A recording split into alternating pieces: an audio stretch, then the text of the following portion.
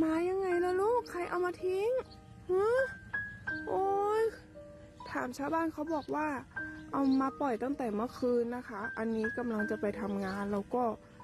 เห็นนอนอยู่ข้างถนนอย่างนี้4 ตัวเป็นแผลเห็บกัดเต็มเลย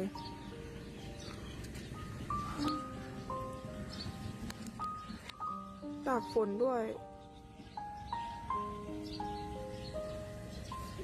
ตัวนี้ดูท่าจะแย่เลยแผลเต็มตัวเลย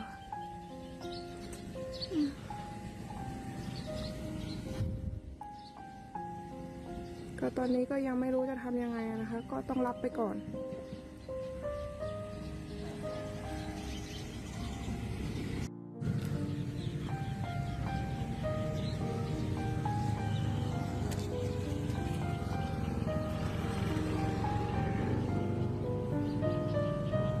ใครเอามาปล่อยน่ะ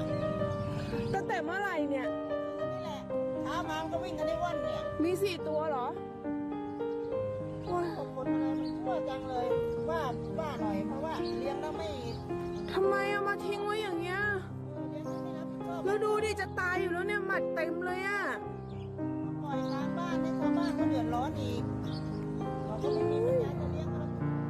ปล่อยให้หน้าเต็มหมดต้นหมาใครแล้วเนี่ยแผลเต็มตัวเลยปัดทั้งยุงอ่ะกินมันตั้งแต่เมื่อคืนแล้วเหรอแล้วมันก็อยู่ตรงนี้เนี่ยนะไม่ได้ยินเสียงร้องแล้วตอนเช้ามันออกมาเสียงร้องใส่จะเช้ามืดคิดว่าเช้ามืดมากกว่าเอ็นดู มืดมันคงร้องกันสนั่นแล้วแหละเดี๋ยวลูกรอแป๊บนึงเดี๋ยวหนูจะเอาไปนี่แหละเลี้ยงก็เอาไปไม่มีหรอกแต่เอ็นดูอ่ะสงสารแถวนี้มันเลี้ยงกันไม่เล็กแบบเอามากันสวยๆโตดูขี้เล่นด้วย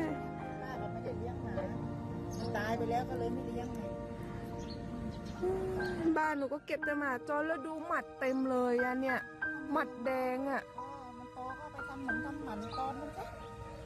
แค่นั้นอย่าให้มันมีต่อคนที่มาปล่อยด่าได้คนที่มาปล่อยนี่แหละแย่มากดูขี้เล่น